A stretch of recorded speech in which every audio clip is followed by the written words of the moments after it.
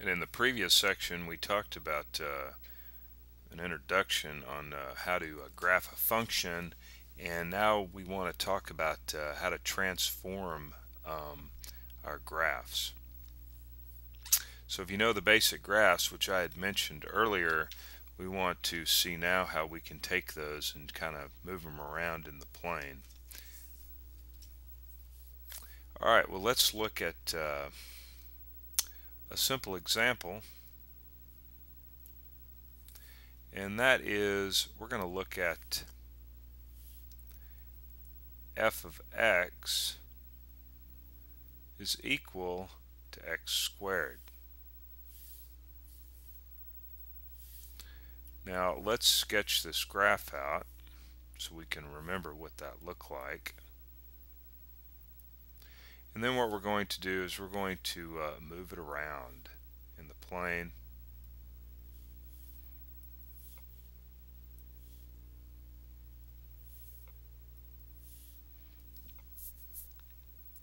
Okay, so x squared, remember,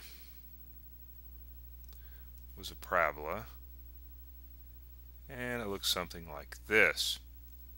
Now let's say that we want to move this parabola upward. What is our new function now going to look like? So this parabola is supposed to be the same one down here. Alright, if we want to move the parabola upward,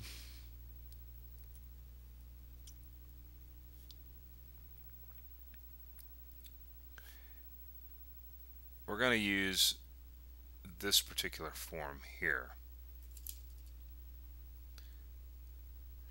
Need to get rid of that equal sign. So we're going to add some constant onto it. So for example, this would be f of x is equal to, if I want to move it upward, let's say 3 units, then we would add 3 to this. So we'd have x squared plus 3. If I wanted to move it downward, then we would say x squared minus 3. So it's our function plus or minus whatever our real number here is going to be. Now that's going to cause it to move up or down. Let's say we want to move this parabola to the right.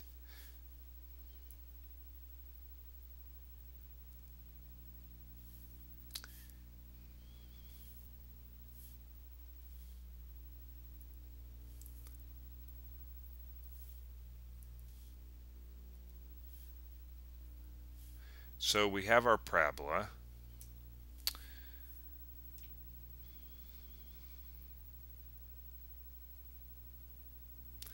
Well,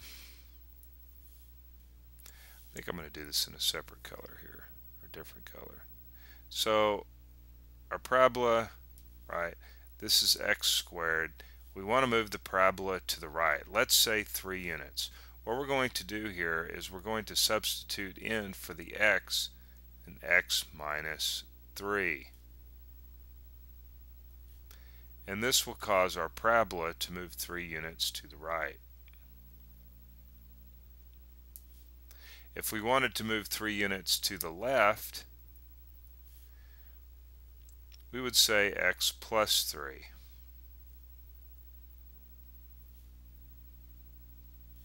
So more generally speaking,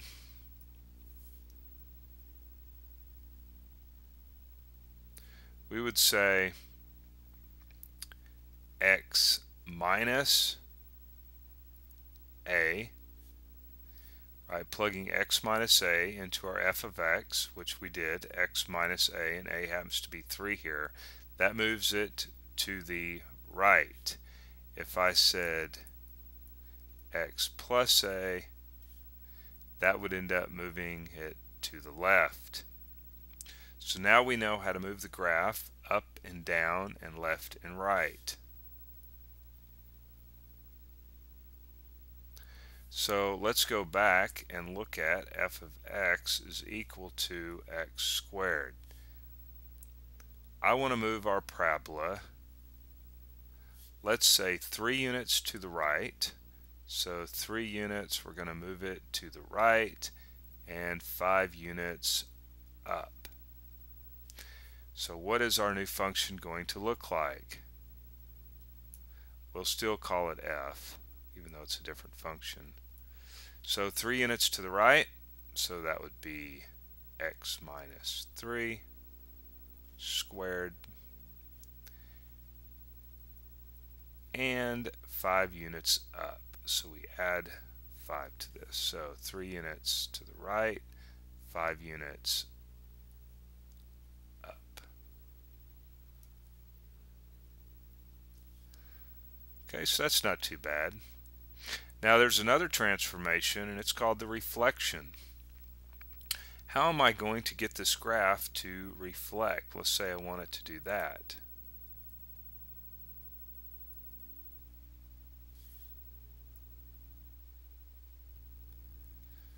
Well, that's going to be simple enough.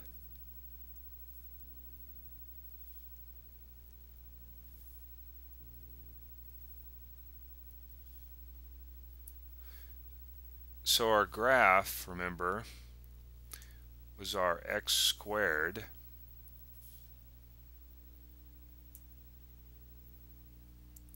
so this was our f of x is equal to x squared, and we want to reflect it downward. And so what we're going to do here is we're going to throw a negative out front of our function. F of x is equal now to negative x squared. So more generally speaking, we would want to do this if we want to reflect it right downward. We would throw a negative in front.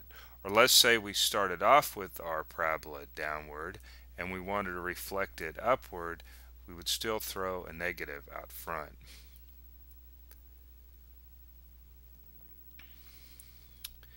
Alright, so we have f of x is equal to x squared. This is what I want to do. I want to move it to the left. So we want to move it to the left 7 units. And let's move it up 2 units. And then let's reflect it. Let's reflect. Right. Let's reflect the graph. So let's check that out.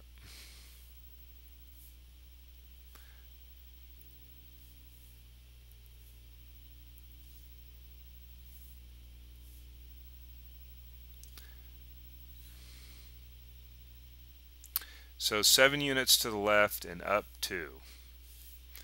And I think we'll make our graph green. So 7 units to the left, we'll say that this happens to be 7 units. Oh, darn. Okay, 7 units to the left and up 2 units. Of course, my graphs are never to scale, but you get the idea. And then we're going to reflect it. So remember, our graph looks like this. So we move it over, right? And this is going to be before we reflect it, and then we're going to reflect it downward like that. Alright, well, what's our function going to look like? That's what I'm really concerned about. So our new function, f of x. So let's look at this. We're going to move it 7 units to the left. So that's going to be x plus 7 squared. So we move it 7 units to the left. So let's just do that. So here it is. We're right here. Now we haven't moved it upward yet, but we want to go ahead and reflect it downward and then go ahead and move it up. So reflecting it downward, remember, we throw a negative out in the front of it. So we throw a negative out in front. That'll cause our graph to reflect downward. So here it is. But now we need to move it up 2 units. So we need to move it up 2 units, and that's simple enough. We just say plus 2. So this is now our new function. So we have transformed this function into a new function. So that's just kind of an overview of some transformations of graphs. And it really helps out when we go to sketch these graphs to know what the basic graphs look like. Those are the ones that are usually centered at the origin, and then when we move them around in the plane. Now there's one other thing I need to, I guess, mention about the transformation of graphs, and that is, and we're still working with this parabola, because at this point we're all familiar with what this graph looks like.